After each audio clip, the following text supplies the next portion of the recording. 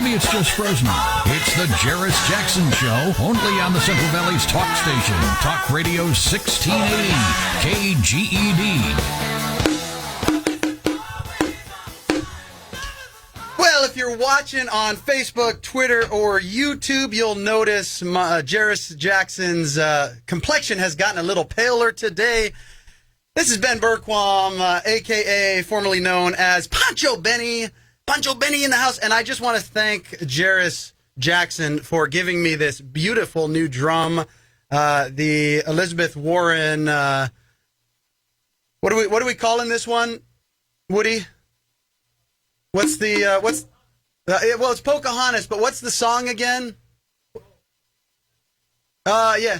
Cherokee people, Cherokee tribe. And no disrespect to the Cherokee people or the Cherokee tribe, like Elizabeth Warren did, but I just got to say thank you to Jerris for my new drum. I love that. Guys, it has been a long time since I've been in the studio. I am happy to be back with you. God bless you. My name is Ben Bergquam. I'm the host of Frontline America and the new Chasing Freedom show on America's Voice News. If you guys do not follow us, I'm going to invite you to do that right now. You guys can see the website on our Facebook and Twitter and YouTube page. It's http://americasvoice.news. If you guys want real news, not fake news, this is where you get it.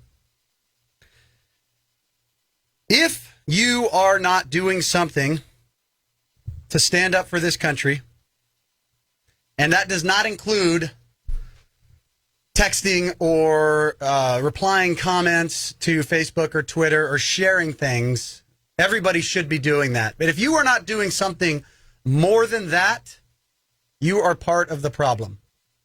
This nation is under attack. We are under assault right now. And if we don't stand up, this nation is gone. My fear is that it already is gone. You look at the attacks on our sovereignty, you look at what's going on our border, you look at the deep state and the Russia collusion that we had and the hoax of that, and just the constant attack on the foundation of this country, on our First Amendment, on our Second Amendment, on our due process, Fourth Amendment. Every area of our society is under attack right now. I was thinking about that this morning. There's only so much each one of us can do. The criminal governor of California was in Fresno today. I wasn't able to go confront him. He was actually at an economic opportunity summit here in Fresno. And I didn't even listen to what he said, because honestly, I don't care. I don't believe what he says, and even the things that he says that people say, oh, yeah, that sounds good, he's lying about.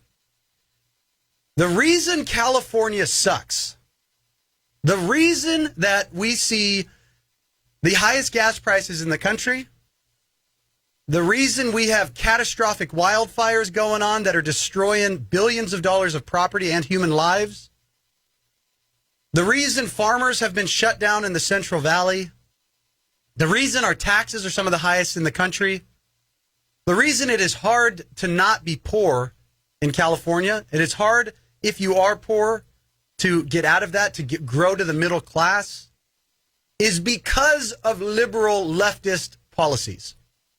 We're in the situation that we are in right now because of liberal leftist policies and because of you.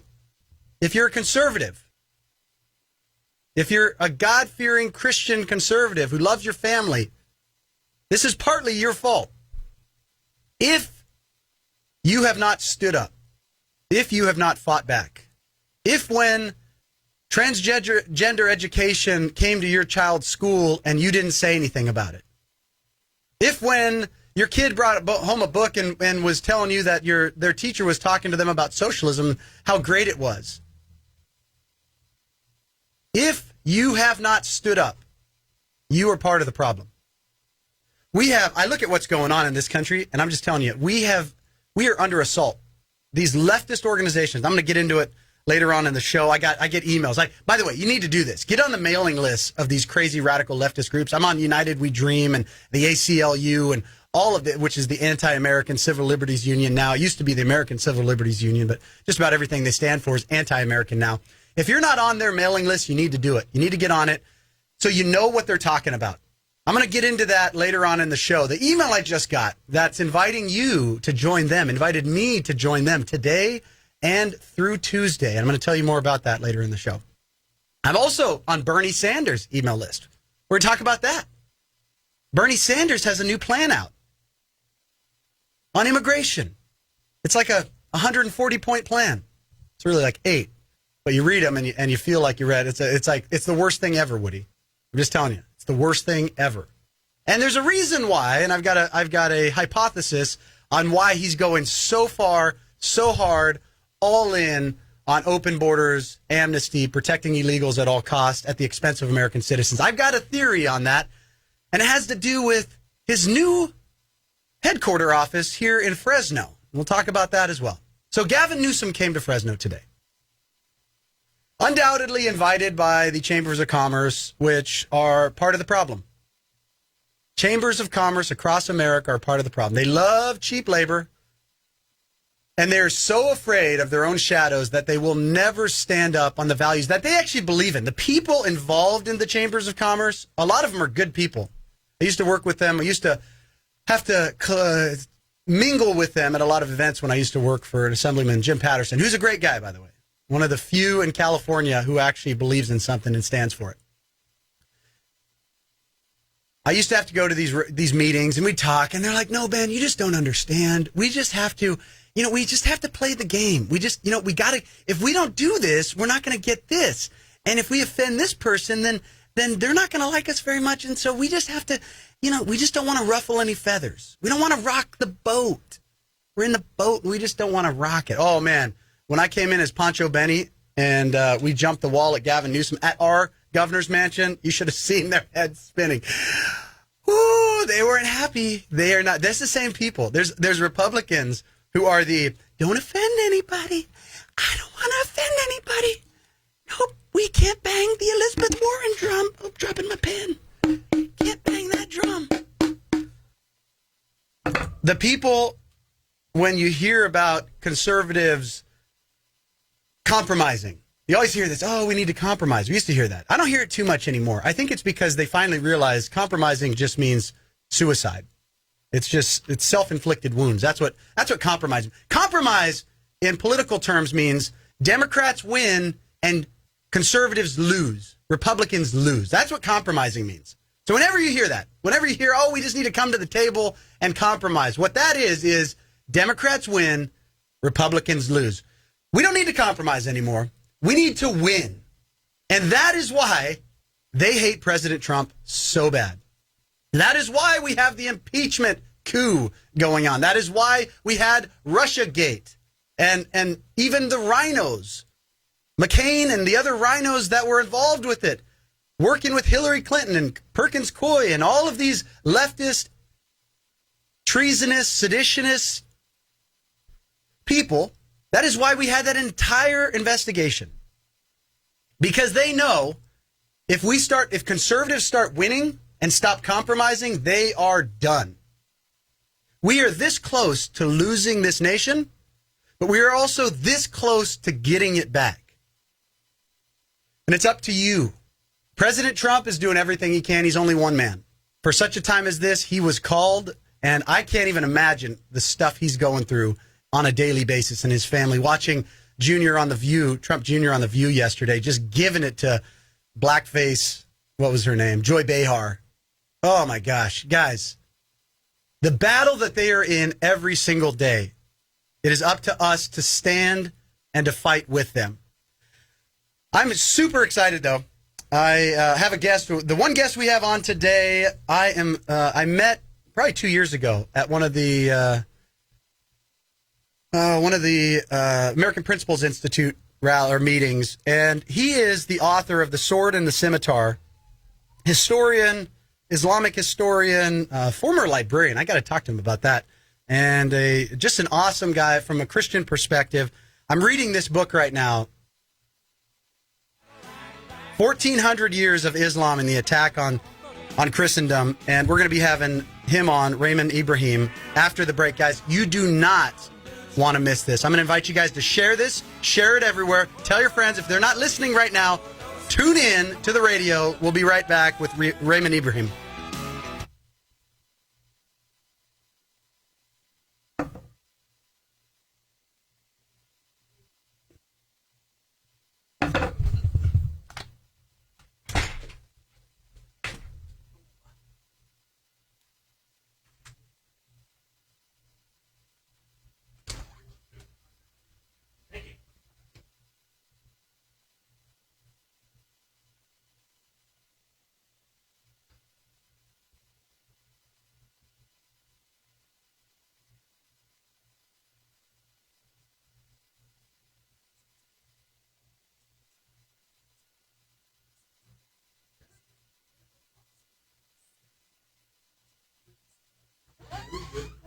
Shrunk by a few inches. Oh, well.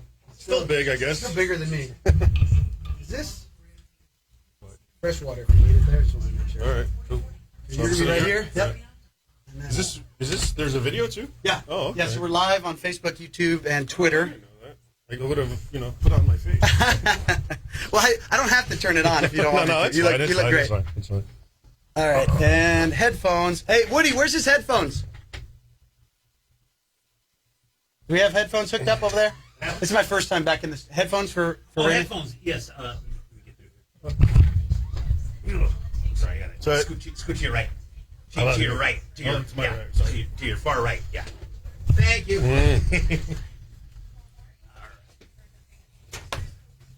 How much time we got on the break, Woody? Okay, cool. I got some right here. Yeah, those are, yeah, okay. Those are the ones. So I can give those to him. All right, are they plugged in? I will make sure they are plugged in. Okay. Put them on? Yeah.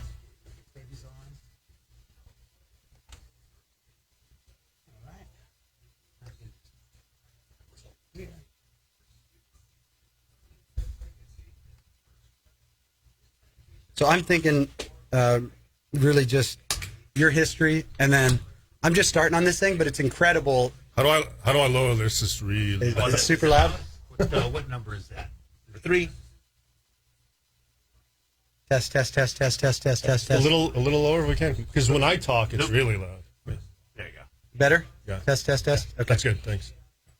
So what were you saying? Hang on one second. So your history. And I know a lot of current affairs. That's actually what I do. yeah. Well, that's just a conversation about it. So Yeah. We're going to tie it all together. Yeah. You know, Yes. Why the past matters. Yes. I'm going to show you. So it's not just some random academic discussion.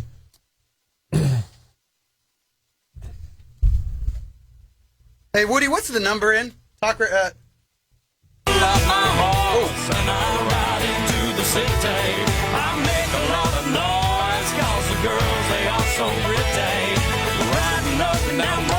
And so I can better time myself. How long are we on? Just so I can. Welcome back to the program. This has been Bergquam filling in for the one and only Jerris Jackson. And in studio, I have my special guest with me right now. Let me switch over to our other header here. Raymond Ibrahim. I didn't realize you were a former librarian. I want to talk to you about that. Islamic historian and expert Christian. You were with the Institute, I was at the Library of Congress. Library of Congress. Now, what the heck got you to Fresno? Oh, man, that's a long By the story. way, welcome to the program. Thank you. My wife is from Fresno, and I went to Fresno State. That's actually the main reason. And that's where we met. And her family's in this area, and I get to work from home, so I can basically live wherever. And, it's pretty affordable here, too. Fresno gets a bad rap, but it's one of the, other than being in California, right, and the communist state of California, the godless communist state of California. Exactly. It is the most economical place to live in the state, one of the best. And I can be snowboarding in an hour, and I can be over at the coast in 2, and, right. I mean, I can go to the Bay if I want my fix of darkness and, exactly. and evil, or I can be down to LA. So there are a lot of perks to being in the Central Valley. Exactly. Now, what was your role in the Library of Congress? Well, So that's bigger than just a librarian. Oh yeah, I mean, well, It's like the biggest. that's the biggest library in the world.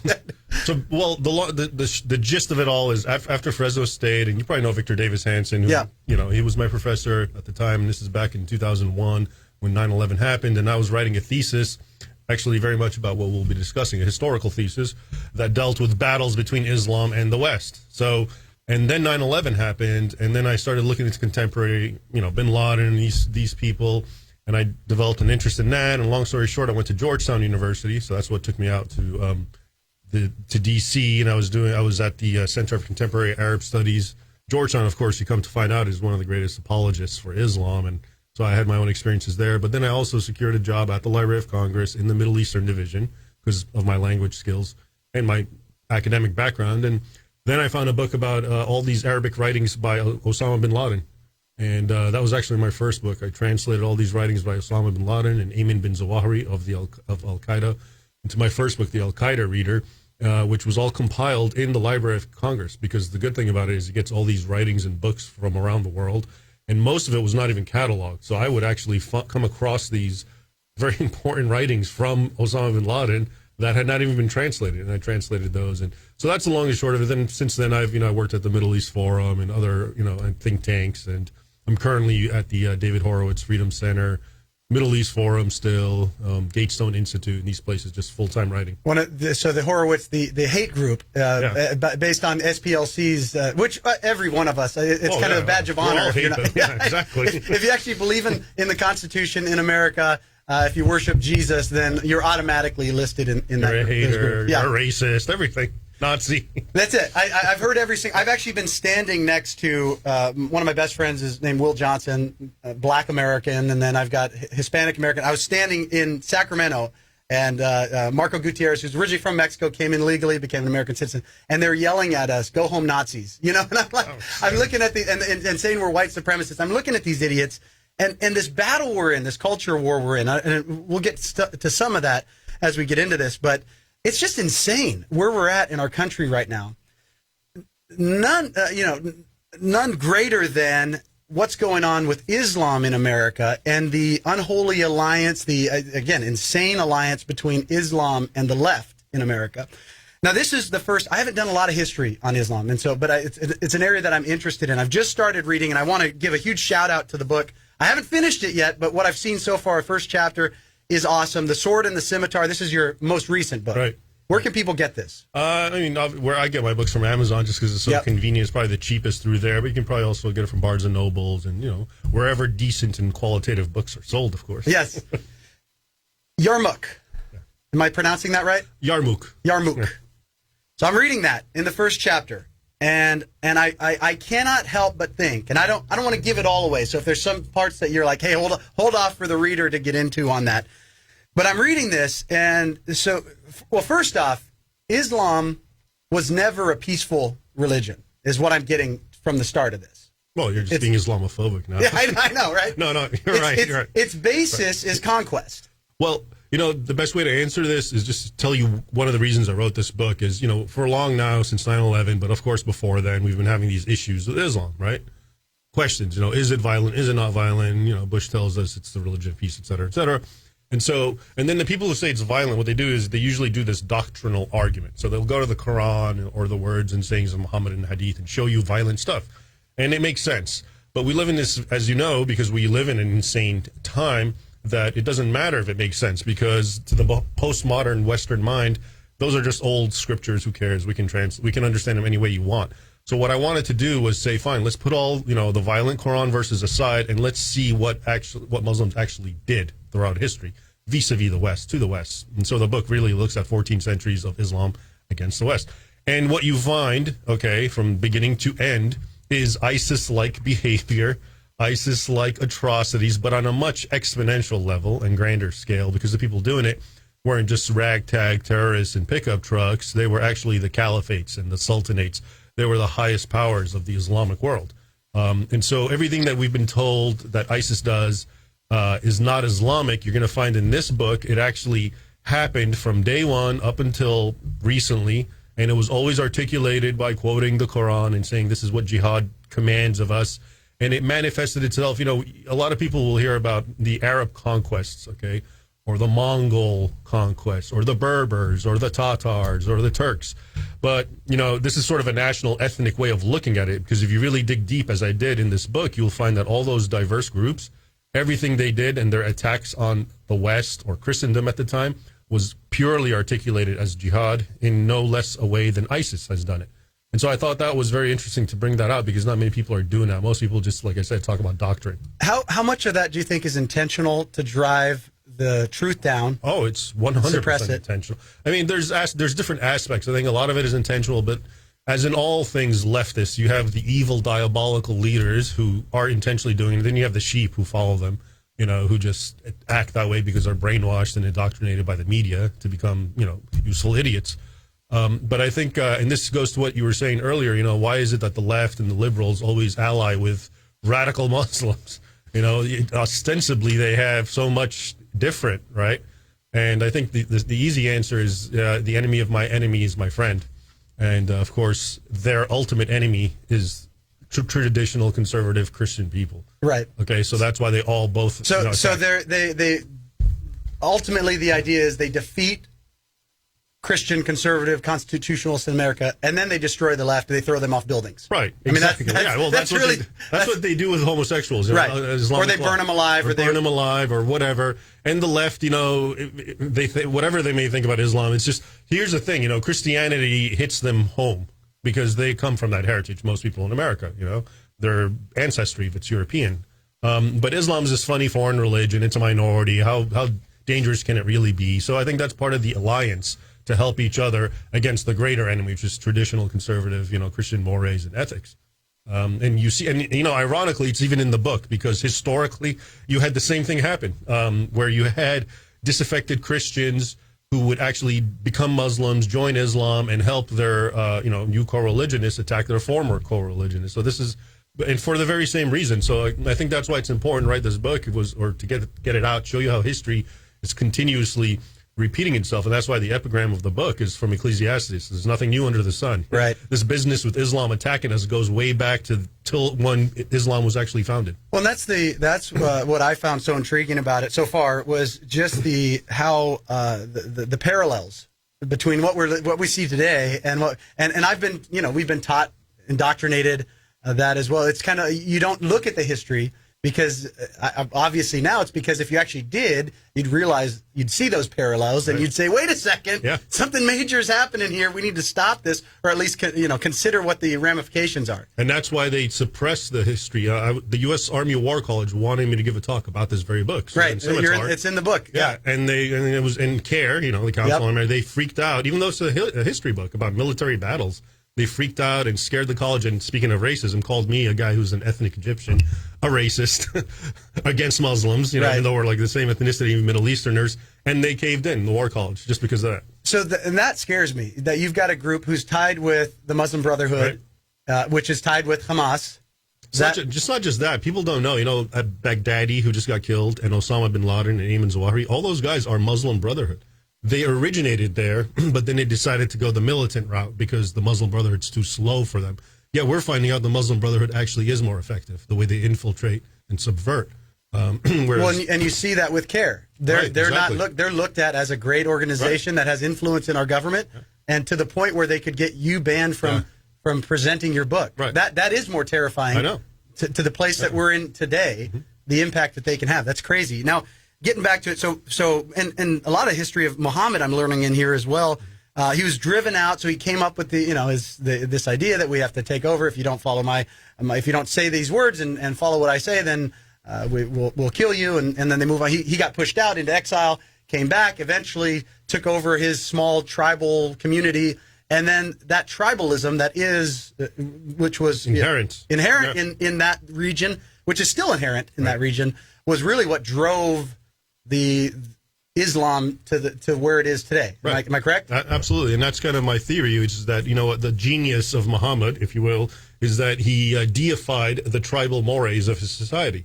So Islam was born in the 7th century deserts of Arabia, which is as tribal as you get. And if you look at the doctrines and the teachings of Islam, whether it's jihad or loyalty to fellow Muslims, hatred to non-Muslims, that's all fundamentally tribalistic. And I think that's why it resonated so well with Arabs. And if you look today, and also this comes out in the book repeatedly, you look at the people who did convert to Islam and immediately went after Christian necks in Europe, they were all tribal peoples.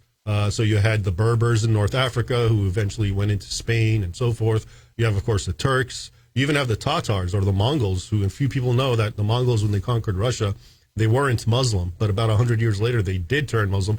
And instantly, all the religious tolerance that the Mongols are known for and all that went out the window, and it became once again another sort of Islamic subjugation, enslavement of women, and so forth. I mean, the thing is that no one gets, and if you look at it again, it's all in the book, and it's footnoted, and that's why I'm mentioning it, because if you ever want to know where I get this, look at the bibliography. By the way, the footnotes alone, I'm putting notes. I'm like, okay, I got to go back and read that. I'm reading some of it, but I'm going back. It just opens up a whole other world of research. Right, and that's exactly what I wanted to do. But how many people know that Muslims enslaved about 15 million European Christians throughout history?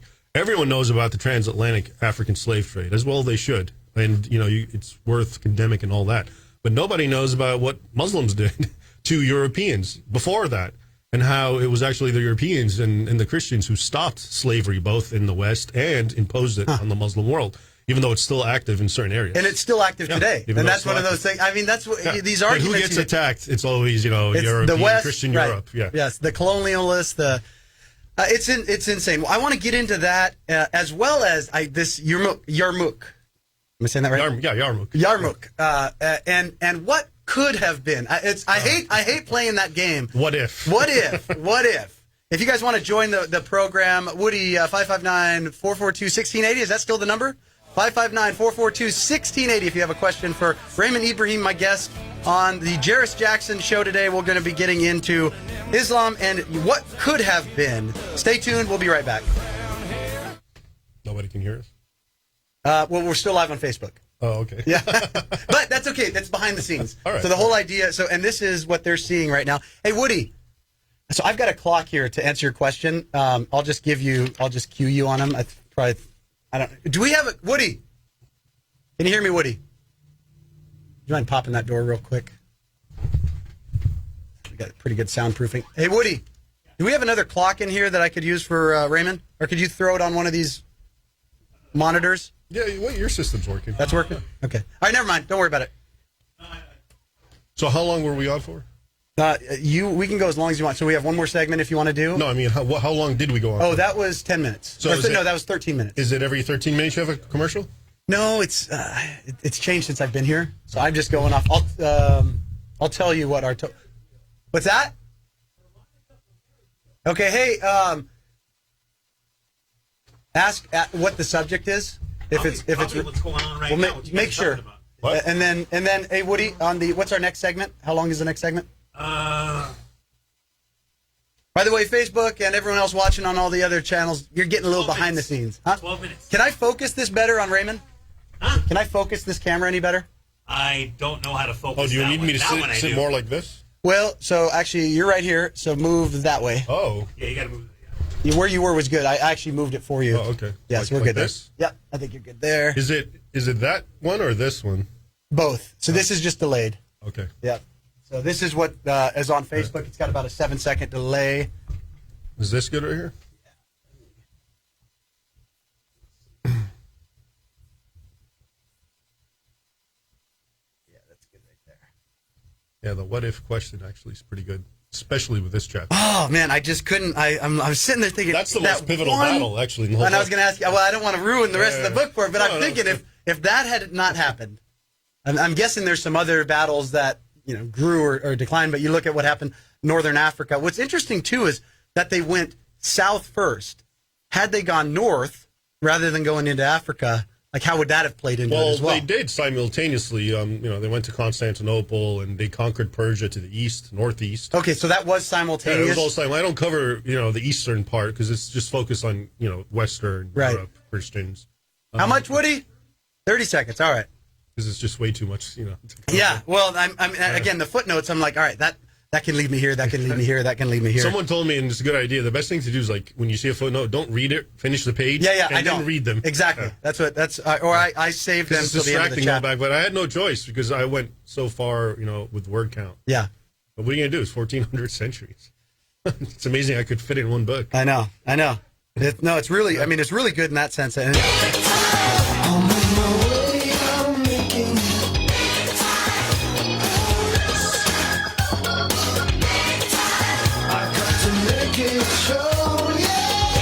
welcome back to the program. Ben Bergquam filling in for the one and only Jerris Jackson, formerly Jerris Lee, now the Jerris Jackson Show on Talk Radio 1680 KGED. That wasn't some sort of like new identity, gender swap or anything with Jerris, was it? I know. Okay, it's real. Okay, yeah, it's his real name. Just kidding. Jerris Jackson should be in on Monday, but I'm honored to be back in here. I used to sit in this chair as well. Ben Bergquam, America's Voice News, Frontline America. If you guys don't follow America's Voice News, you need to do it. Download the app if you want real news, not fake news. Download the America's Voice app. You can follow us on Roku, Hulu, Android, Apple TV, Amazon Fire, all of it on your phone. And soon, I don't even know if I can say this. I'll just say it anyway. Soon on Pluto. If you guys don't watch Pluto, we'll be on there as well. That's actually where I get most of my stuff. I don't even have cable anymore. I don't know if... Raymond, if you do as well, It's been years since I've had. I just use the internet. Everybody asks, they're like, "Oh, are you legitimate? Are you on cable?" I'm like, nobody uses, nobody watches cable anymore. So, anyways, this is the way it is. If you want your real news, we're traveling all over the country. We're bringing you the news as it happens, from where it happens. We're telling the stories that matter to you. If you look at the news today, if you watch CNN, MSNBC, even Fox News, you can flip it on, and just about all of them are talking about the exact same thing every single day, pushing the same narrative. And I'm looking at that saying, okay, who's pulling the strings behind that are ignoring things that really matter to force us to focus on these things? Russia collusion gate, we have now it's the impeachment gate and all this, the coup that's going on, which are important things.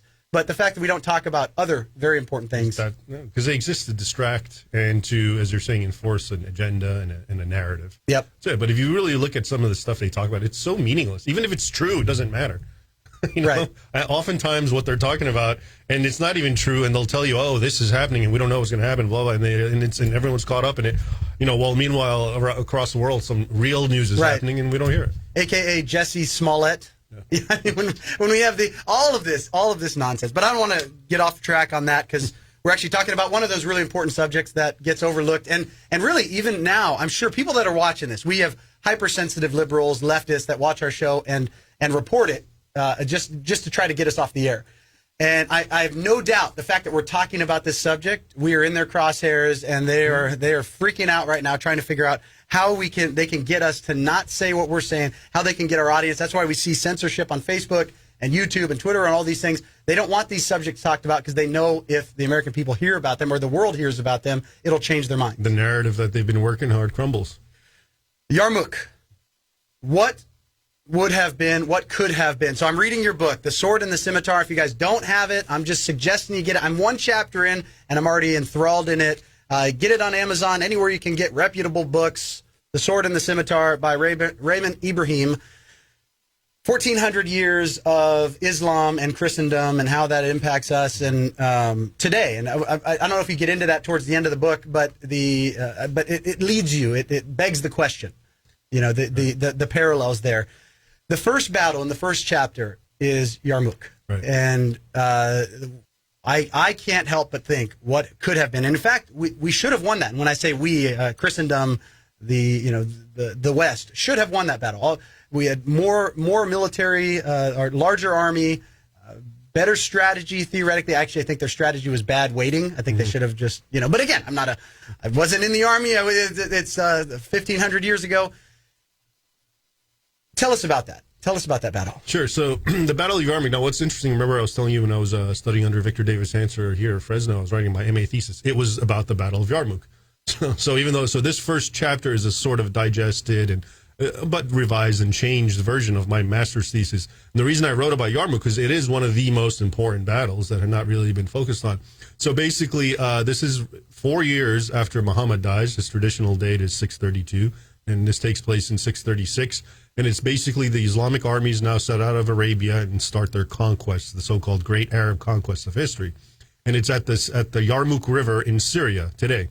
And it's basically the forces of Islam meeting the Eastern Roman Empire, or what we now call the Byzantine Empire, which was, of course, entirely Christian. And you're right. And, I won't get into the strategy and all that. It's in the books, and it's very interesting, and people can see why. But the Byzantines lost, and the Muslims won. And it was one of the most pivotal battles because right after that, it was like a domino effect because the Byzantines had marshaled one of their biggest armies, and they expected to put an end to Islam's Muslim depredations into the empire's territory. So basically, they lost. And what's interesting is what happened after that is just in a matter of decades, all of North Africa was conquered in the name of Islam permanently, and Southwest Asia, or the Middle East, basically Syria, Iraq, and portions of modern-day Turkey, Anatolia. Now, what's interesting is if you were to go back in the 7th century and you said, what's the Western world? It was Christendom. And Christendom was, Europe, but mostly actually North Africa, Egypt, and Syria. That actually was the heart of the Christian world. Alexandria, for example, yep. And, all that. So most people don't know that. So, to go to your what if, all those countries now became Arabized and Islamized. Even, you have small pockets of Christians, Copts in Egypt and so forth, who are still being persecuted, of course. Which is one of the things. Now, was your family, you're Egyptian, were you Coptic? Yeah, or are you Coptic, yeah. That is one of those that just blows my mind, the fact that it's not the fact that they gave in, so many gave in, the fact that there's 10% that still exist. And the funny thing is, the apologists for Islam will tell you, well, you see, this proves how tolerant Islam is. How could there be 10%? To me, it actually shows you how intolerant, because how did virtually 100% nation being Christian in the 7th century, what would make them 90% stop being Christian? And this is in a time where, especially the Coptic community is very tenacious about its faith. So obviously there were pressures, there was discrimination, there were wholesale persecutions, there was extraction of jizya, money, tribute, and so forth. But anyway, so the long and short of Yarmouk, and if it didn't happen, is I was telling you about how large the Christian world was, is that 3/4 of it was permanently conquered. And so today when you use the word the West, we all use the word the West, and we mean by it, Europe and America and all its offshoots, Australia, Canada, so forth. But if you really look at the map, what the West really is, it was the westernmost appendage of what was a much larger Christian territory that was not conquered and stayed Christian. Whereas North Africa, which was Christian before Europe, and the Middle East, even before Europe, is now Islamic. And, so when I talk about the persecution of Copts in Egypt or in Syria and Iraq, first question I often get is, we feel sorry for them, but why are they living there? Why do they go live amongst Muslims? And here in America, it's funny because I often hear in America people complain about the treatment of the natives and their decimation, and all that's legit. Never hear about the Coptics. But you don't, it's not just that. It's still going on. Right. The Copts are the indigenous people. The word Copt just means Egyptian. It comes from Greek agiptos, Copt. Okay?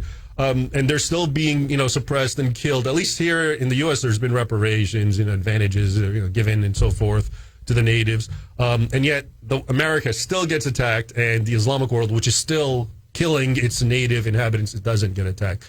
But, so the significance of Yarmouk is this widespread, the opening of the doors, basically the breaking of the dam of Islam, and breaking out of Arabia and just taking over 3/4 of what was once Christian world into Spain eventually, up until France. And you'll see those in the other chapters. It's interesting, too, is I don't know if you get into the Crusades. Yeah. That was really to take that land back. Well, no, the Crusades, they started all the problems. They're the bad guys. Right. Well, that's what we're told. That's what right. It's always liberal in a vacuum. leftists. They liberal present it in a leftists, vacuum. These evil Christians went in and decimated these guys to conquer the land and manifest destiny and all this.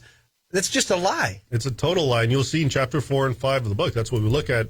You look at what was happening before the Crusade. So now you get the Turks who become Islamic, and now they are the standard bearers of Islam from where the Arabs were, and now they engage even worse atrocities in Constantinople, or next to it, Anatolia, Turkey. It's called Turkey today. We forget that Turkey today is one of the oldest Christian regions. It's where St. Paul wrote all his letters.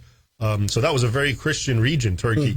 And basically, there were, right before the Crusades, hundreds of thousands of Christians were being massacred and enslaved. Thousands of churches were being desecrated and burned. And the the Byzantine emperor, Alexius, he actually begged the Pope, the Catholic Pope, to send aid. And that's exactly what, the Crusades were. It was to aid. It was finally a rebuttal against 4 centuries of nonstop jihad.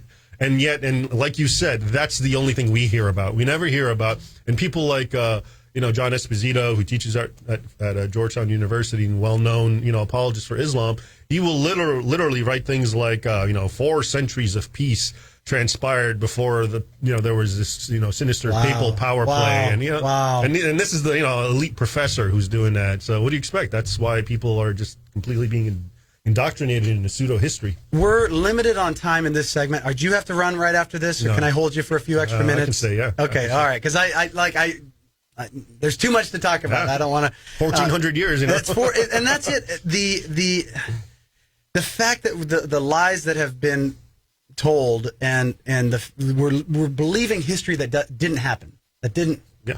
And the impacts. It's worse than that. It's worse. It's not just that it didn't happen. They teach us the inverse of history. Right. And so the reverse happens. It's not just that they don't tell you that Muslims massacred. Then they'll take Christians and make it look like they are the ones who were massacring innocent Muslims. You see? So it's really terrible. Yeah. No, absolutely. It's insane. If you haven't read the book, it just came out, The Sword and the Scimitar. I'm inviting you guys to read it. Can you download it?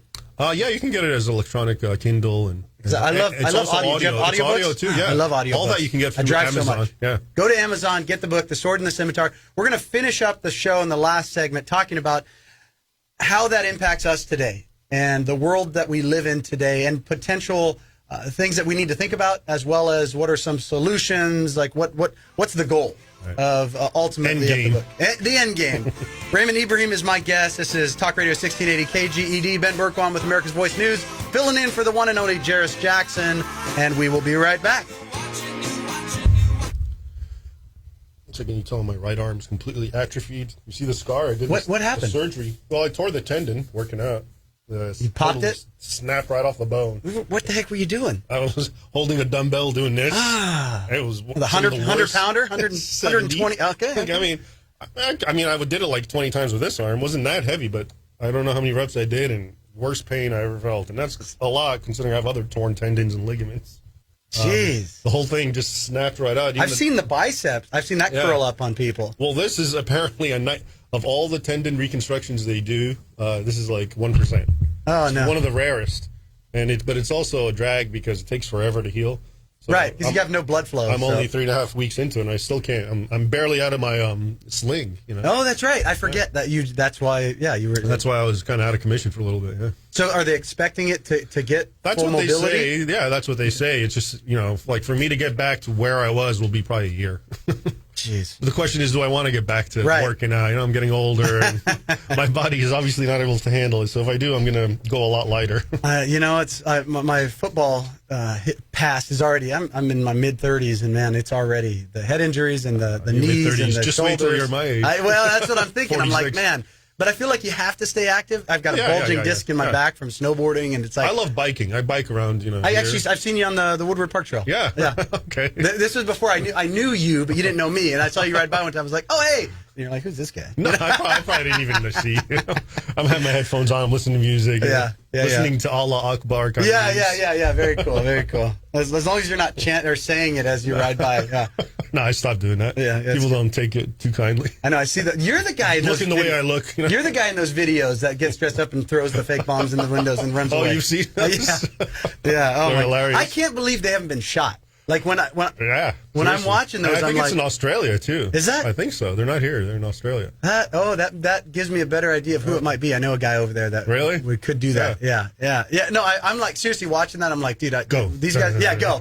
These guys are gonna get killed if they push it. Yeah, and they're so little too. I mean, yeah. It's like, well, they'll be in a stall in a bathroom and drop it over. I'm like, they really push it because they're gonna get the wrong guy. Who's I know. Packing heat. I know. And freak out on them. All right. Anything? So our last segment is short, 7.5 minutes, okay. And we got to wrap that hour. By the way, if you guys are watching, Veronica, I know I lost you on the show. I want to have you on. I want to get you on. Save it for the next hour, if you will. I don't think we'll have time for calls on this one. It's too jam packed. So save any calls for the next hour. If you're going to call in 559-442-1680. But I want to have you on, Veronica. Call back. But yeah, so we'll wrap. We should do every time you read a chapter. We should do one on the chapter. Yeah, I'm totally up for that. If I'm here, I'm just filling in. So, okay. But I can fill in whenever. Is this Jerris picks all this music? It goes well with my Pocahontas Elizabeth Warren drum here. I love the Liberty Hangout. She went out and did. I'm drawing a blank on her name right now, but she dressed up as an Indian for Halloween, and she actually dressed up as Elizabeth Warren for Halloween, which was pretty scary. Yeah. Well, she dressed up as an Indian, because Elizabeth Warren's faking. Right. And the attack she got. Oh, you're culturally appropriating. You're such a hateful person. How dare you do this? And then my Joel Patrick, who's black conservative, he went out in whiteface. And so it was like, but nobody got mad at him for culturally appropriating the whiteface. And it's just crazy.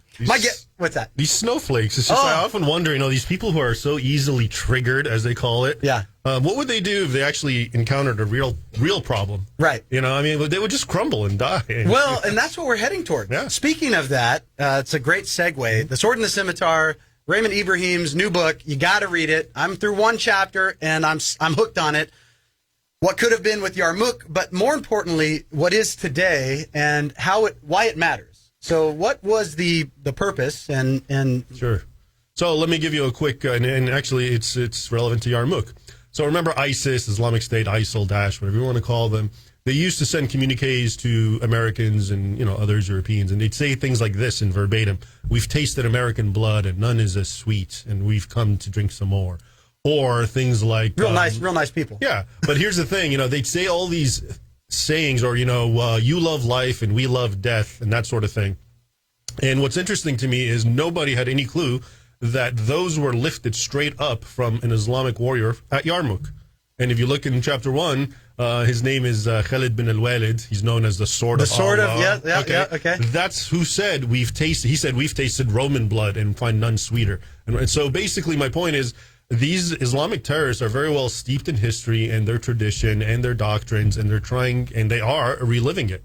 And we, on the other hand, are completely being told the fake narrative, the false pseudo-history where Islam has always been a victim. If you go anytime, that's why most historians, when they talk about Islam in the West, it starts with the colonial era. And guess what happened in colonial era? Well, the West was finally the one who had the advantage over the Islamic world. They'd had enough. Finally, they got there, and this is in the 1800s, okay? 1,200 years after being attacked by Islam. How many people know Muslims went as far as Iceland, Denmark, Britain, Ireland, and took slaves? I would say virtually none. Yeah. Okay, so that's how about how many people know that America's first war as a nation is against Islam? The same Barbary pirates who, when Thomas Jefferson met him and said, "Why are you attacking us and enslaving us?" said, "We have a holy book and our prophet tells us you're an infidel and we're supposed to do." And it's ISIS, it's so, and that's what you see. So when America and the West and England get attacked for manifest destiny, Islam is ignored. Islam is the manifest destiny, champion. There is, if you look at the entire Islamic world, which is huge, maybe 10% of it wasn't taken by vicious, violent, bloody conquest. Maybe. Right. 10%. Okay, now, I'm sorry, you compare that with Christianity. I know there's a lot of liars and more twisting of history. That's not the case with Christianity, which spread peacefully. Right. Okay. The majority of movement was to bring peace. Right. Because they believed and there was no Christ, sword at your throat. Right. Except Christ or die. Right. Or pay tribute. Okay. And all of these are relativized. But anyway, because I know time's limited. So the lesson is what we're seeing today, okay, do not buy into the lie that, Islam's a religion of peace. This is a distortion. It's not a distortion. This is what has been happening historically, nonstop to Europe. Europe's chief enemy throughout history was Islam. The reason Islam borders Europe, all around it, okay, south of the Mediterranean and even in the east, is because those, as I was saying, were formerly Christian regions that Islam slowly kept taking, and until it got into Europe, Vienna. It was as far as Vienna in 1683. Tours, the Battle of Tours, which you'll see in the next chapters. They were in the middle of France. They had a base in Switzerland in the 800s. There was an Arab base that was exclusively about raiding and enslaving Swiss people and sending them to the slave markets in the Islamic world. The Vikings. There's good evidence, and I quote it in the book, that the whole phenomena of the Vikings was because Arabs were paying top dollar to get white slaves. And that's why the Vikings would raid Britain and so forth and get slaves to sell it to the Arabs. So there's a lot of history there, and Islam has been historically the enemy of Christian Western civilization. And so what I'm seeing today, it's not about grievances, as we're told. It's not about Israel. It's not about all these things we're continuously told, they were upset. It's a grievance. It's not about cartoons that mock Muhammad, because none of those things existed before. And Islam was always on the offensive and doing what it's doing, making mountains of infidel heads, enslaving women and children, etc. How concerned, so as we see that move in America, you look at communities up in Dearborn and, Ilhan Omar and Rashid Tlaib and all these that are now in Congress. How concerned should America be for the future as Islam continues to grow in America? Well, what's happening is, American principles are very lofty and they're good, but you need someone who's not cynically exploiting them for themselves.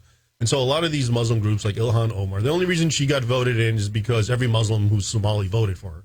And there's a large Somali, and this goes back to the whole tribalism. And there's actually a really small vote total. The amount of people that voted in that election was one of the smallest in that.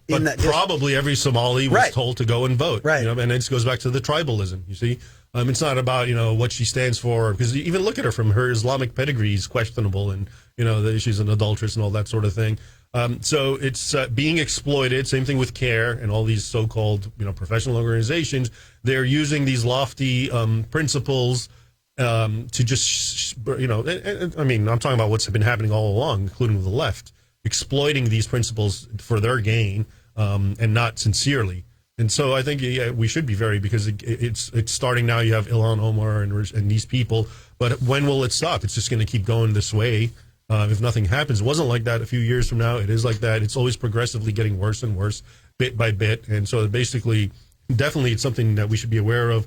I mean, keep this in mind. Muslims, by law, have to be loyal to fellow Muslims and to the Islamic world more than anyone else. They can't be loyal to America. Remember that Nidal Hassan? Is that, so speaking of the differentiation, Sunni, Shiites, now actually in Miami, the Imam of Peace. Yeah, Imam Tahidi. Yeah, Imam Tahidi. Really cool guy. Question, and if we had more time, I'd want to get into more of that. Your thoughts on that whole interaction. But when you say that, do they all follow the Sharia, or is that just like when you say that they're more tied to that, or are there some that are not? Here's that the are thing, secular? For example, the people you're referring to at our conference in Florida. They're secular Muslims, which basically means they're not Muslims. Okay, I mean, they're born into it. They have the name, and there's no baptism in Islam. It's like if you're born to a Muslim father, you're a Muslim. That's the end of it. So a lot of these, they, of course. So in other words, yes, there's a lot of so-called Muslims by name who are not problematic in this sense. Okay, but they're not practicing, and that's the whole point. Once a Muslim practices the religion, it's radical. The religion itself is fundamentally radical. You must be loyal to fellow Muslims. You can't like it. There's whole doctrines about how you have to hate, it's in the Quran, Christians and Jews by name. The Quran, says you have to dislike Christians and Jews. Does that mean every single Muslim is doing that? No. But if I do become a pious Muslim and I want to read the Quran and follow it, I probably will be doing it. And so really that's ultimately the dividing factor and the problem, because these books aren't going away anytime soon. 30 seconds. What's the solution? What should we be doing? And maybe just hold that for the next time I have you in, because I'm going to have you back in. Sure. Well, what we should do is first enlightening ourselves, and that's the problem. We're a democracy, so we need our people to know what's going on. So, for example, we're talking about this history that virtually no one knows. Once you have the proper knowledge, then you'll have the proper context, and once you have the proper context, you can actually make informed policy decisions, and people can vote for them. But as long as people are ignorant, it's not going to happen. Great way to segue to the end of the show this hour. Guys, get the book. Get the book. Inform yourself. The Sword and the Scimitar, guys. I can't recommend it highly enough. Raymond Ibrahim, my guest. Thank you, sir. It was a pleasure having you on. We will be back in the second hour. I'll be filling in for Jerris Jackson. I want to get to your calls, so if you guys are interested in having a conversation, we're going to be talking about Bernie Sanders, about the attack on America, about President Trump, and all the other things. But this is incredibly important, this topic here. Get on the lines, 559-442-1680, 559-442-1680. If you have a question, it's time to stand up. If we don't stand up now, we're going to lose this nation. Stand up. God bless you guys. We'll be right back.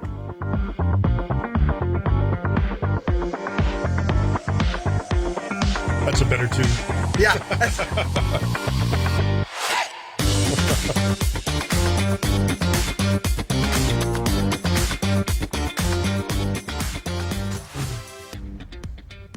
Go well. Yeah, it was perfect. Awesome. Yeah, it was great. I'm so glad I was able to get you in today. I used to do a daily show here, but I've been traveling so much, I just can't do it anymore. You're stepping in for Jerris Jackson. Yeah. Cool. Yeah. So will this be on YouTube? Yeah. Oh, okay. Yeah, it's live right now. I'll post it. Yeah. On my website. Yeah, for sure. So it's on Talk Radio 1680's page Okay. on YouTube, Twitter, and Facebook as well. And then I've shared it over to our. How many people listen? You got a decent. I don't know the listenership, but it's we're out of the local market. It's KMJ's top, then Power Talk, and then we're kind of third. But we're we've got Michael Savage and a lot of the kind of the Michael Savage. not in. Yeah, So we like yeah so we, affiliates. yeah. So we've got I don't know how all that works. we've got this network has a lot of good and. The local, we have more, I think, the network here has more local on air than any other network in Fresno. So it's, so probably more conservatives in Fresno listen to this than. No, I mean, I think the market is still is KMJ, Power that's Talk, right, and then right. 1680, but it's growing for sure. Hey, Yeah. I'm happy with it. But our so this is where I'm going to get you on next, is America's cool. Voice. Awesome. Give you one of those. This is radio? No, TV. So it's all. I mean, it's digital. Oh, this is your thing. Yeah. Yeah. It's all. Well, I'm one of the hosts on there, and I do a show. And Oh, you are? I thought it was. Okay. Yeah, so this is what's underneath your signature. Yeah. Cool. Yeah. So check that out, and I'll get you on the. There's a couple different shows I'd like to get you on. How do we do this? Like Skype or? Yeah. Or Skype. do I come in somewhere? No, Skype. Okay. Well, you can, but it's in Colorado. Oh, okay. All right, guys. I'm gonna step. You won't be there, will you? No. Okay. I'm gonna step away from the camera here real quick. I'll be right back. Stay tuned. We'll keep rocking You know and what I rolling. like about this book, real quick? Let me see it. Yep. It's so elegant. I mean, I have no. I can't. you know I what take I like no is the responsibility. color. Yeah. The blue and the cover. everything everything about it, draws you in. and even the pictures. Because I was always impressed with it. Yeah, I'm an artistic guy. That's Me too. My, So my background. what made me happy was I'm looking actually for something to see if they fixed it because they made an error. No, of course not. Anyway, I won't say anything. yeah. Then. No, they make publishers, man. Yeah. They always ruin it. It's like Well, I didn't notice it if it was because I'm minor stuff. I'm, They have my name. They have like no. It's like I'm always looking sign. for that. Just the discrepancy, word out of place, misspelling, whatever. So I haven't had to do one circle yet.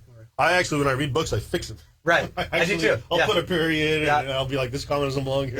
Yep. No, I'm the same way. All right, Ben. Thank you, sir. I appreciate it, man. No, it's a pleasure. I definitely appreciate it. We'll have you back, and Yeah. I'll keep pushing it. Let's hang out sometime. Yeah. I don't drink, but Are you I'll. married or? Yeah. Yeah, my wife. I've got a wife, and then we've got a 2-year-old behind me.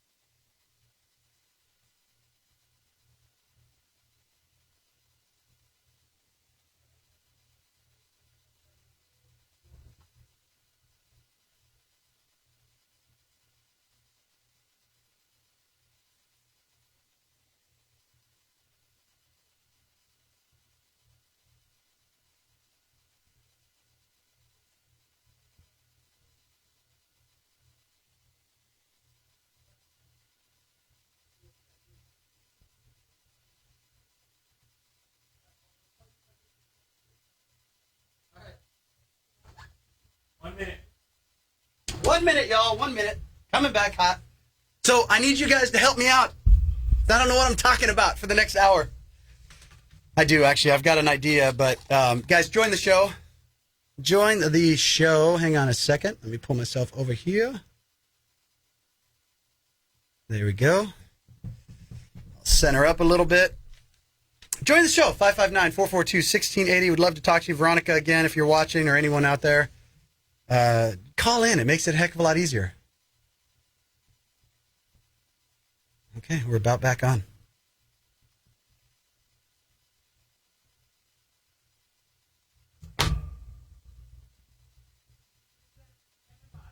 All right, 15 seconds, y'all. 15 seconds.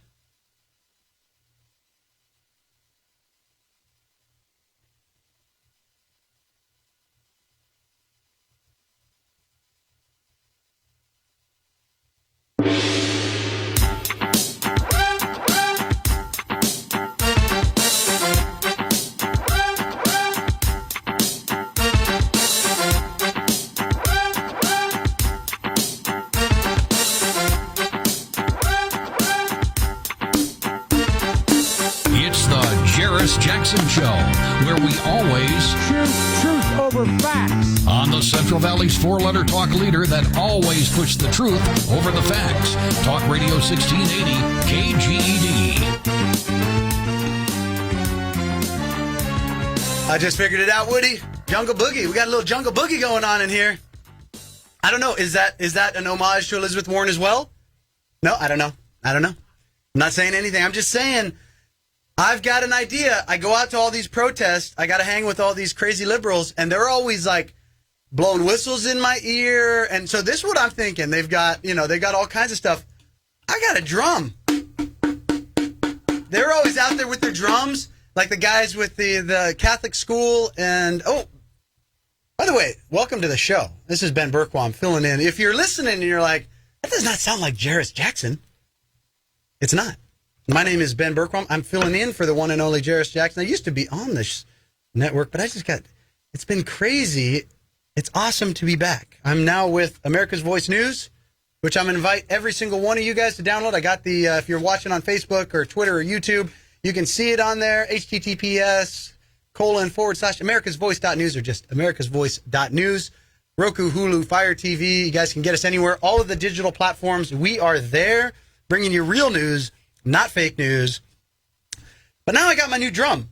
And what I'm thinking is, as they're blowing whistles in my ear and blaring their sirens, I can just pull out my Pocahontas drum and I can just give it back to them. But the other ideas I had, Woody, was I'm going to bring some cymbals and like have them in my back pocket. And then when like people start getting annoying and blowing their whistles and screaming in my ears, I'll just pull out my cymbals. I got to figure out a way of like concealing them because they're kind of big usually. And then just bing, it'll be awesome. If you guys are just joining the program, welcome to the show. We got a lot to talk about today. Gavin Newsom was in Fresno. I want to get to that. In fact, I just opened up Facebook and I noticed his recent post, which is sickening to me.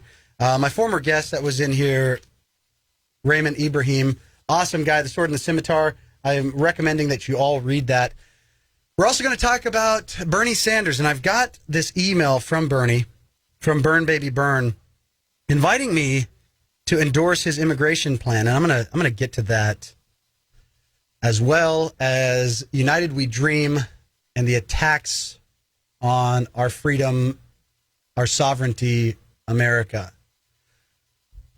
My friend Agnes Gibney's son was killed 2002 by an illegal alien who is set to be let out of prison this month. We're going to be going, and I'm going to be doing a press conference with her.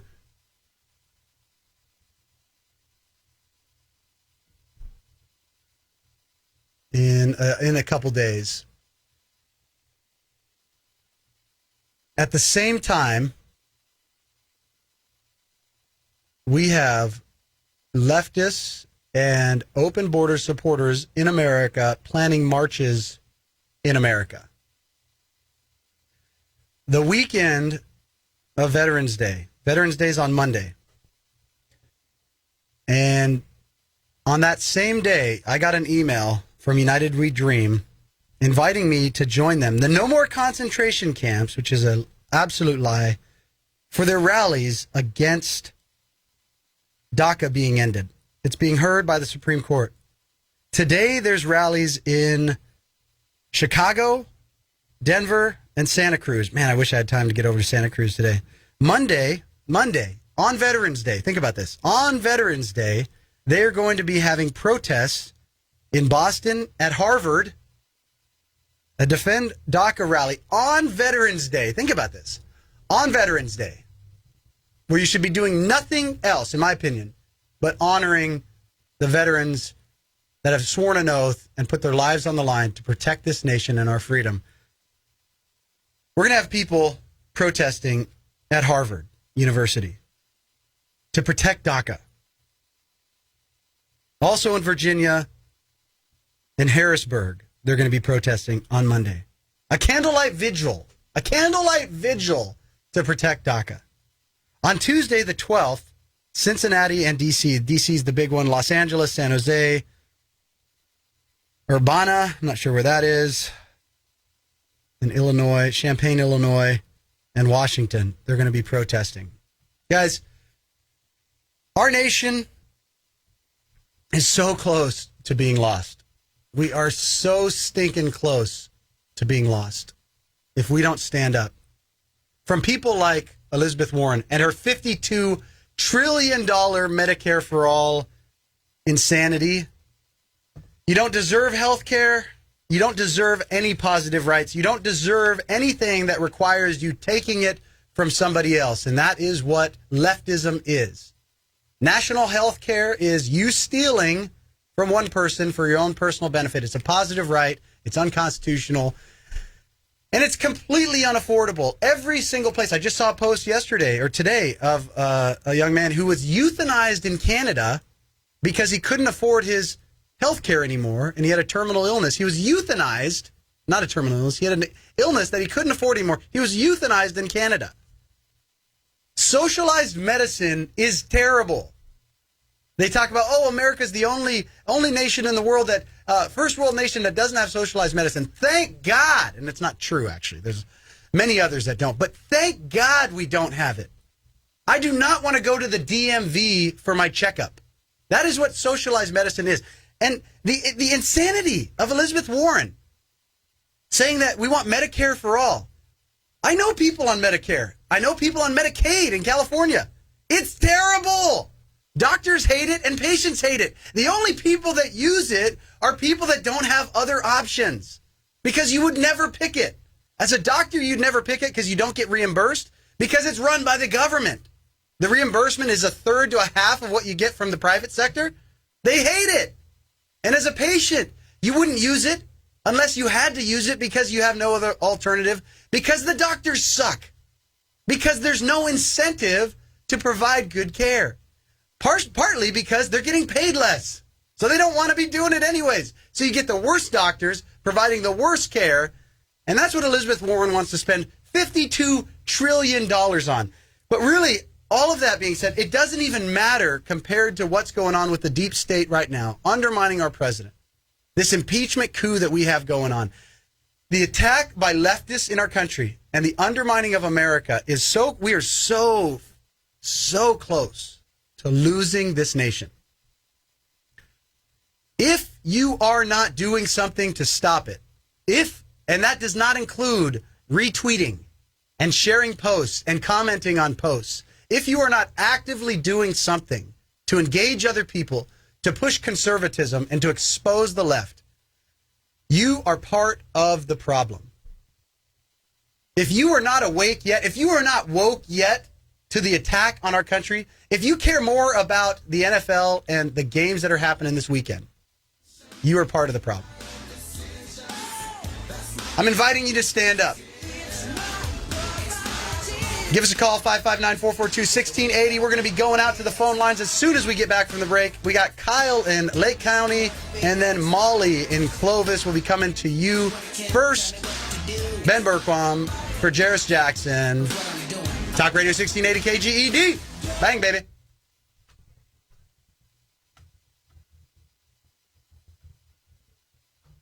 Woody, I was just telling you that we had a second phone call coming in. That's all.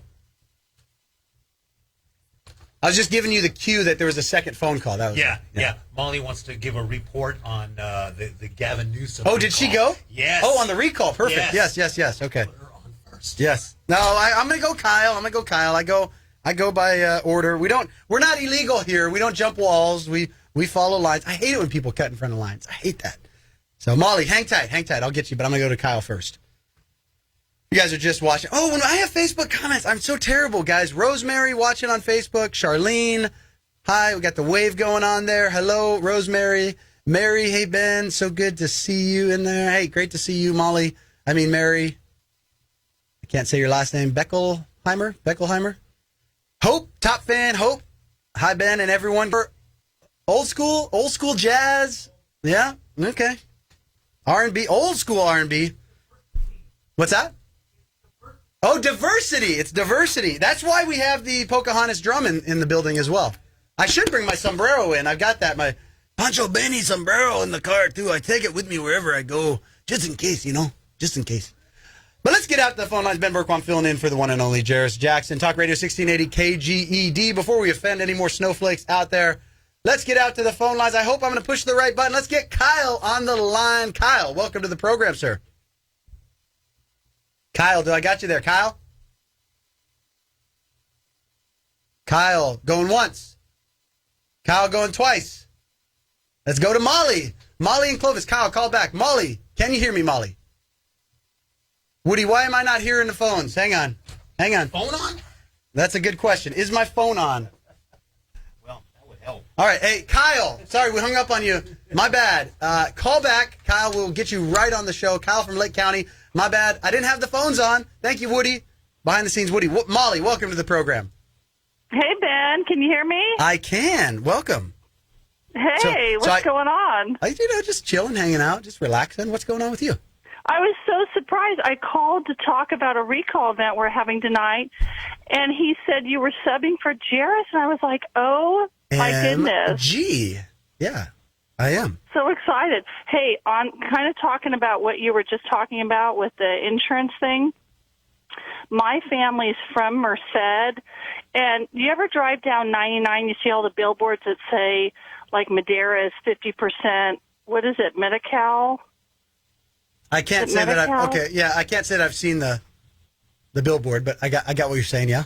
Yeah, you go down and it lists all the cities with their percentage of Medi-Cal, and I think Merced is like 55%. So anyway, my family's having a hard time finding a doctor in Merced, or their doctors are leaving, right, because they can't make any money. Right, because it sucks, because the government doesn't pay, and you got it takes twice as long for half the pay. Why would you want to do it?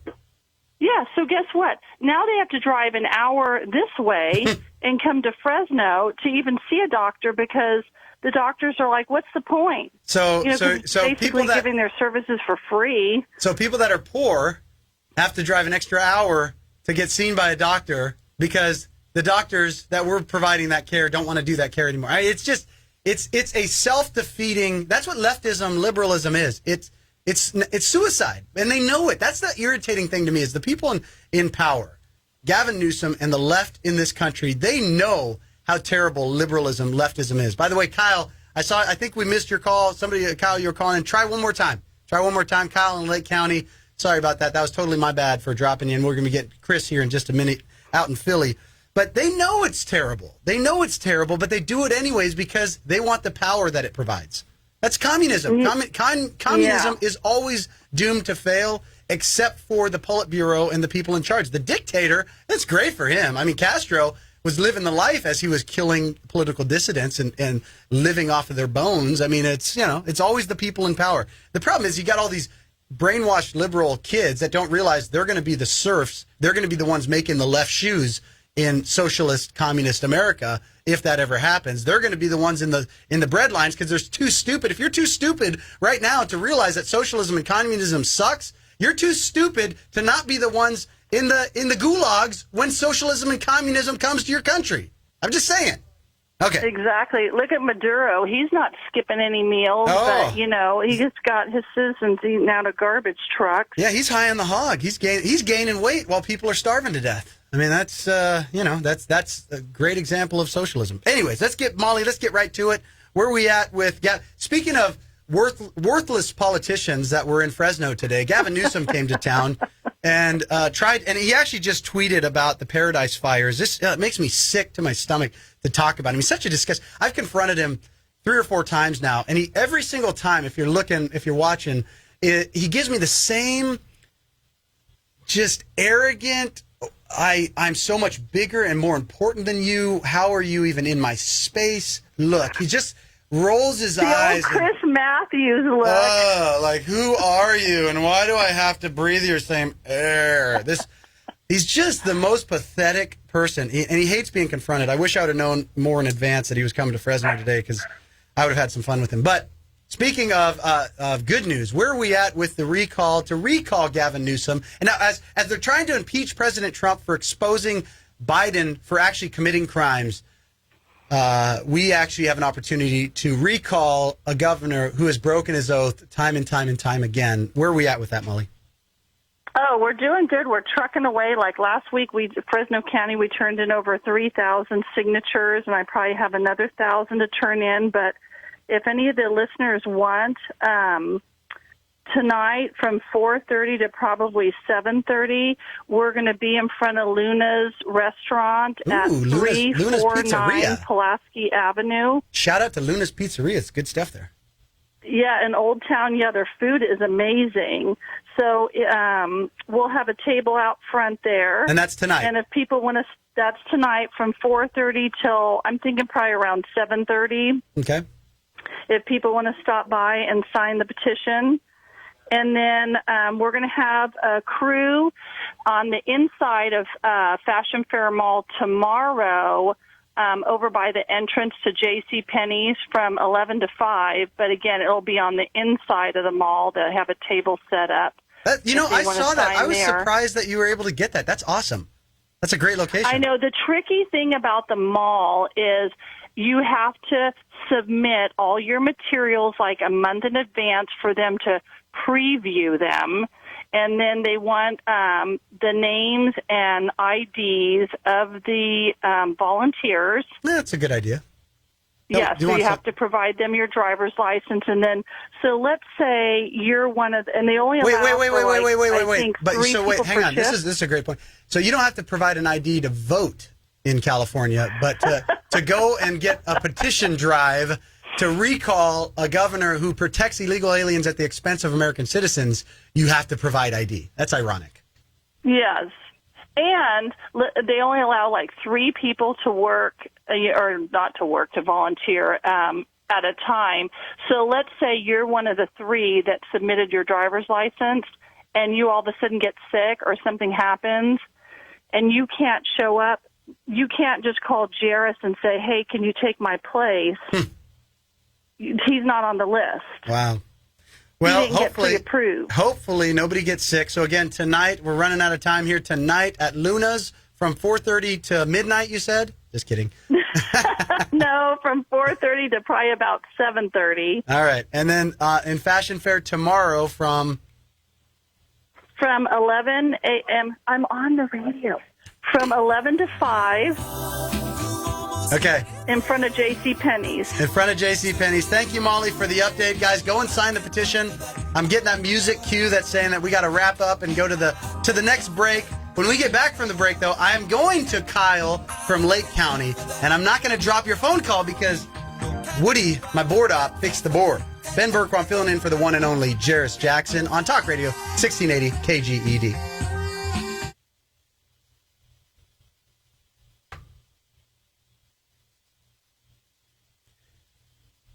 I'm still a little fuzzy on the picture, Woody. Am I okay, guys? Wait, let me see. Where's the best focus here? How's the focus? If I come back here, where am I most? It's hard for me to tell. Where am I focused? Am I dialed in? No, that's worse. I guess it's right about there. All right. Hopefully the focus is okay for you guys. And then Chris in Philly. We'll be coming to you, Chris, in Philly as well. Stay tuned, y'all. Stay tuned.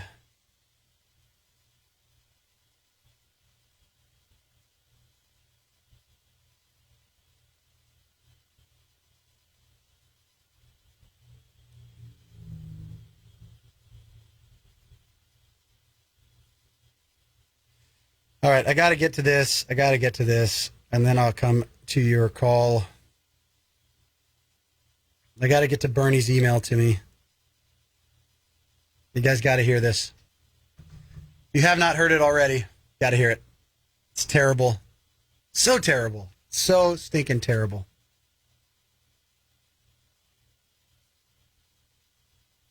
And if you guys don't already have it, 10 seconds. Download the America's Voice app. Do it for me. Do it now.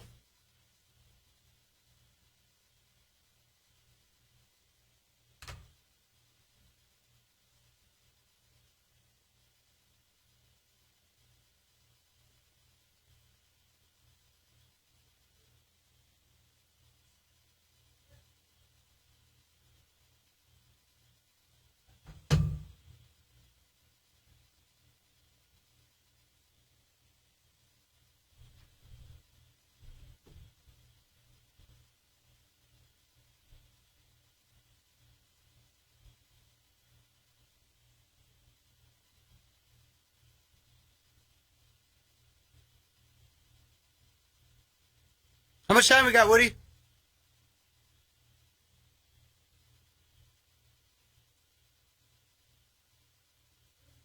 All right, 30 seconds. I thought you said 10 seconds.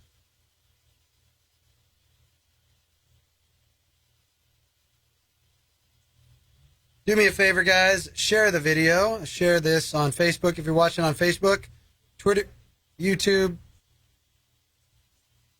Share it everywhere. Sharing on some groups right now. If you guys will join me, got to get the word out to the people. Word to your mother. She's the kind I'd like to flaunt and take to dinner. But she always knows her place. She's got style, she's got grace. She's a winner. She's a lady. Whoa, whoa, whoa, she's a lady. We can't play that song anymore, Woody. There are no ladies, there are no genders. There's only this. Yes, please stop using gendered language. Point of personal privilege. Point of personal privilege. Please stop using gendered language. That is the world these idiots want us to live in, guys. And I refuse to live in that world. That's why I'm standing up. That's why I'm inviting you guys to stand up. This is Ben Bergquam filling in for Jerris Jackson on Talk Radio 1680 KGED. If you're listening to us, God bless you. If you're watching us, God bless you. Real quick, before I get out to Kyle in Lake County and then Chris in Philly, I got an email from, and then Steve in Illinois, I got an email from Bernie Sanders' campaign asking me to endorse his immigration plan. And I'm just going to tell you right off the bat, it's not happening. This is what his plan is. Use executive authority to reverse Trump's harmful actions on immigration, including ensuring asylum seekers can, this is interesting that they put this number one, can make their claims in the United States. They flipped out when President Trump won this battle and forces these illegals to request asylum in Mexico or the country that they're coming from, because they know that was what was really the catalyst for all these caravans that were coming up. As soon as President Trump and the administration were able to get that turned around, you saw a dramatic decrease, because now they know 90% of these people don't qualify for asylum. They know they're not qualifying for asylum. Yet we have leftists down in Mexico and Central America inviting people, telling them this is what you say to get into America, to request asylum, knowing that they're not going to qualify. The fact that they have to do it now in Mexico ends it, because they know they're not going to qualify. So this is the first thing Bernie Sanders is going to undo, which means just mass migration of illegal aliens into America. Next, place a moratorium on deportations and ICE raids. Are you kidding me? End ICE raids. So you just let the mass murderers, illegal aliens, the MS-13 members just stay in the communities? You know what really irritates me about this is, you know which communities they target? Immigrant communities. The victims of most of the crime are in immigrant communities. All Bernie Sanders is saying is we're gonna make immigrant communities, and when I say immigrant, that does not include illegal aliens. Illegal aliens are not immigrants. They are illegal aliens. There's a difference, liberals. There's a difference, and it's a very big one. One is legal, one is illegal. Next, restore and expand DACA. Of course we need to restore and expand when we know many of the people on DACA also have criminal records. Yes. And use advance parole in place, and hardship waivers. So wait.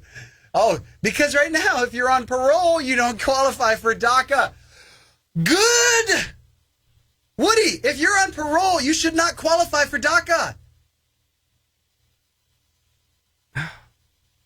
Push Congress to enact fair, swift, and inclusive path to citizenship. And this is what I love. For the 11 million undocumented people. That's such a lie. 11 million was like 10 years ago, guys. It's like 30 million now.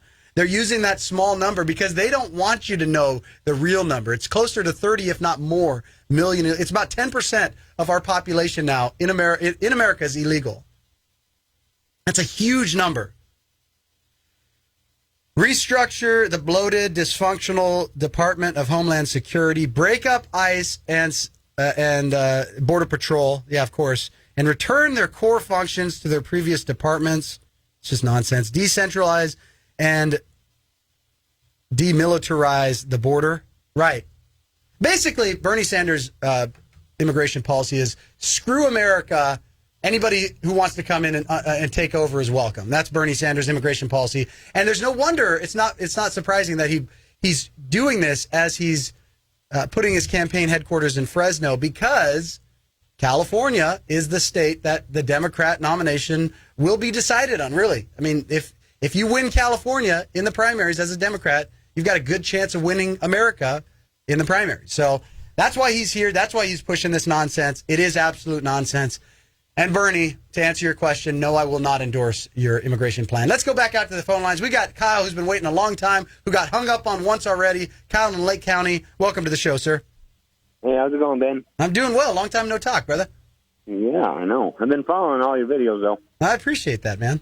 So what's up? Well, what I was going to say is the only good thing that came out of socialized medicine in Canada is their pharmaceutical prices. Yeah. It is ridiculous. Yeah, you look at the prices we pay here. You're right. There's a lot of people that go to Canada for medicine, but the only reason we have the medicine is because of the research done in America. And the reason it costs so much in America is partly because we need tort reform, because the liability insurance is so astronomical. But you're right.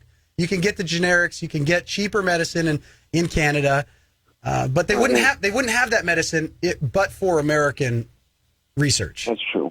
That's true. And I wasn't endorsing socialized medicine. I know you're not.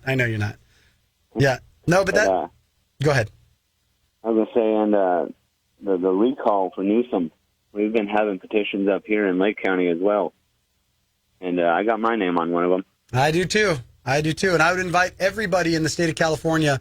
I forgot to ask Molly. I think it's like 2 million signatures that are needed. You got to sign the petition. We've got to recall Newsom.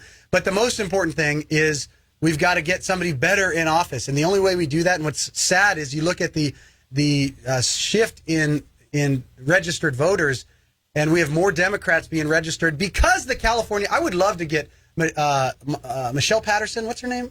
Patterson. Woody, what's her name? Jessica Patterson, running the Republican Party, who's the Republican Party in California is completely worthless. I'd love to get her on the phone. Jessica, if you're listening to this show, call in and tell me how I'm wrong. The one thing that they should be doing is registering Republican voters. If 10% more Republicans showed up to vote, we could win every single election in California. And yet I see nothing from the Republican Party. Nothing. They're completely worthless in California. I can't wait for the state of Jefferson, brother.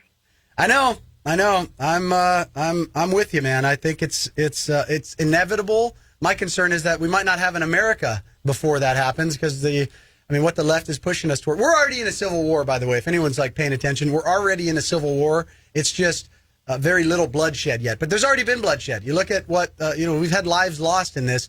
Every single American citizen killed by an illegal alien is part of that war. So, well, absolutely. And then you look at the social war with Antifa, and they're hitting people with locks. Yep. We're guns and all kinds of shit. That's what they want. Yep. Drop that. Thank you, Woody. All right, Kyle. Hey, God bless you, man. I appreciate you. We are on the radio though, so we got to keep that word up. But I think Woody caught it in time. God bless you, man. Call back anytime. I'm sorry. No, you're good. Call back anytime though, brother. All right. I appreciate you, sir. Kyle in Lake County. Some of my folks. Let's go to Chris in Philly. Chris in Philly, welcome to the show. We got about 30 seconds for the break, and if you're good, I'm going to hold you over. Okay, cool, man. What's up, Ben? How are you? I'm doing great, man. How you doing? Great. The man with the $1 million smile. Thank you, brother. Listen, the reason I'm calling in, and, you just kind of touched on it. You say you're standing up. Are you? You're asking your listeners. I want to ask you, what's your immigration policy, and what do you think about this new, what seems to be trending online, we'll call the shake-up on the right between conservatism, where, dare I say, borderline paleo-conservative versus neo-conservative? Yeah. I mean, I don't know, have you heard anything about this stuff with Turning Point getting called out? I haven't specifically with them, but I know of some of the Turning Point chapters that have DACA recipients that are part of them, and some of them are supportive of DACA. So this is my thing. You stop the bleeding. You say anybody here illegally is here illegally, and you are not authorized to be in our country. And then you say we prioritize who we deport. And we look at it, and say every single person with a criminal record, you're deported first. We have ICE go in, we take we raid the houses, we go in, and we deport those people immediately. I understand what you're saying. I don't mean to cut you off, but my question would be to you then, with legal immigration going forward, what is your stance on that? I believe it should be merit-based. I support legal immigration. I don't support... Do you support any type of number on legal immigration? I support... So this is outside of my purview as a citizen. I think whatever makes the most sense for America, that benefits America. Every single one of these decisions should come from the perspective of what's best for America, not what's best for the immigrant, not what's best for another country, not what's best for anything other than what's best for the citizens and the taxpayers of America. I agree with you 100%, and I think that's why it's going to be important to not just call out leftists and communists. We also need to call out those on the right that are fake conservatives and are going to go against what we believe. And I totally agree. I totally agree. I want to just call out Dan Crenshaw on that right now, Turning Point USA. What's the other one? That Ben Shapiro and his group, all of them need to be put under major scrutiny right now. Well, I'll have to look into. I don't know their policies offhand. I'll have to look into them. But again, if it's not good for America, I reject it. That's my bottom line. I'll let you get to break, man. Thanks for doing what you're doing. You're great. The smile's amazing. And I would request people to check out Nick Fuentes on YouTube. Nick Fuentes. I can't endorse who Nick Fuentes is, but check him out. Chris, I appreciate you, brother. Out there in Philly, keep rocking and standing up for America, my man. You too, man. God bless. God bless you, too. All right, we're actually, he could have stayed. Sorry, Chris, he could have stayed longer. We just jumped that break. We jumped that break? Oh, we're just going to go straight. Well, it was a great point, Chris. What's that? We're going straight to Bill O'Reilly. Okay, so we'll just wrap on we got we got Steve in Illinois. Steve in Illinois, welcome to the program, sir. Hi, Ben. Welcome back, buddy. Hey, thank you, man. I know, it's good. It's weird to be back in here. And everything is running so much smoother. It's like they've really got this well-oiled machine. It's nice to come back and sit in. Makes it easy. Yeah, it was hard to keep up with you during the day, though, but I kept up with you pretty good. But no, you're nailing it on the head. We're just a quarter of an inch of falling over the edge to losing this country, and this got really bad 30 years ago under Bush. And when Barack Obama ran for office, what was the first thing he talked about? Fundamental change. Right. And ever since then, we've been going downhill. And you got the squad sitting in there, and there's people right now that want to get in with the purpose of destroying this country. And Taleb and Omar and Presley and Cortez, those are the primary four that are getting this thing rolling. Right. So we've been going through this since 1812. And it's just the last 30 years, they're trying to seal the deal now. Yep. So you're 100% right. And the people need to understand how you keep your government in check, and you need to learn how government's supposed to work, because for the last 30 years, they've been doing at will. They've doing what they want, and it's all for the New World Order. Yep. And it's Republicans and Democrats. That's right. They're not different. Well, and I would have loved to talk a little more to Chris on that, because that's the point. Actually, I'll make this point off. That's it. The Republicans have been complicit. I blame Republicans more than I blame Democrats. It's like, the enemy, I understand my enemy is against me, but when you claim to be on my side and you stab me in the back, and that's what Republicans have done to conservatism for the last 20 years. You look at what Bush did with the encroachment on our freedoms and our liberties and our rights. And now I'm talking about Bush Sr., Ben. But yeah, Bush Sr. and Jr. I mean, it's absolutely. Yeah. I mean, Bush Sr. was part of the globalism, the New World Order. He was pushing for all of that. Agenda 21. He was out there in the forefront, driving that ship forward. And so, absolutely, I put them. I blame Republicans and people who claim to be on our side more so even than I blame Democrats, because at least I know a Democrat's not on my side. But you're right. We've been what attacked. We got to deal with now, though, Ben. Not only Agenda 21, but Agenda 2030, and they're even working on Agenda 2045. Yep. So we're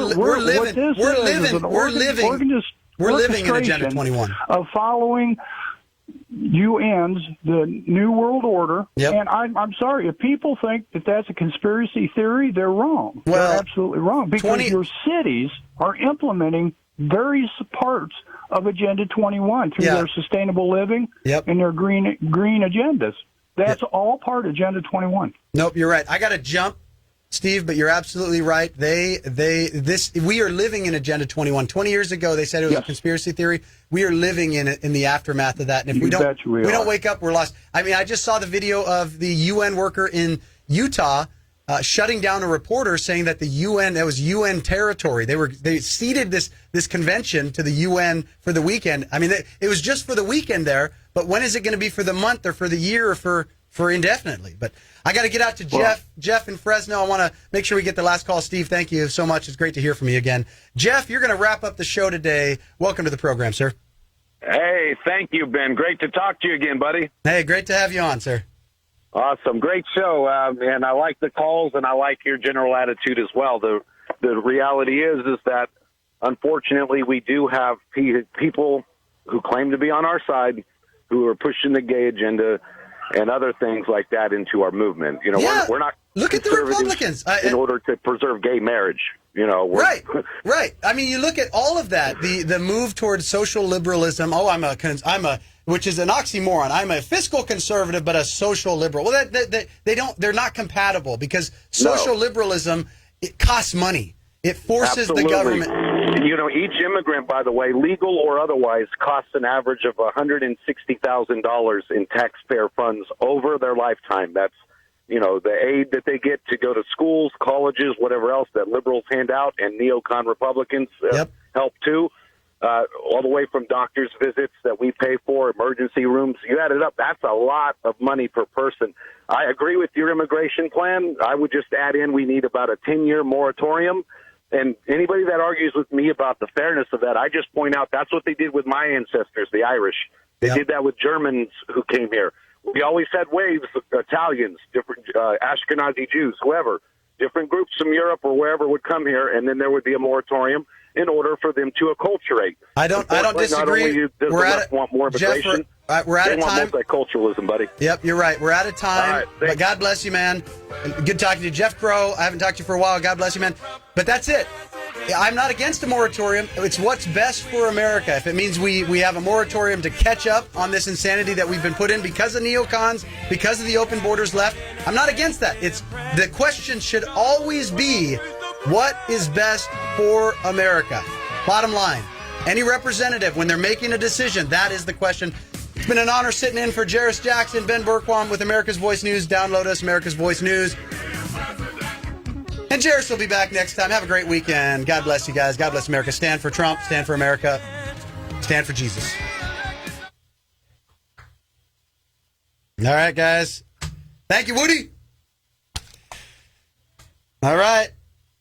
And actually in the reverse order. Stand for Jesus first, and then everything else builds off of that. God bless you guys. All right, let me figure out how to end this. Thank you guys for joining us. Everybody that was watching on Facebook, hopefully you enjoyed. It's really frustrating, the censorship. Yes, I know. What do we got? Like 30. We got 30 live viewers. It's ridiculous, guys. Ridiculous. God bless you guys, though. Stay tuned.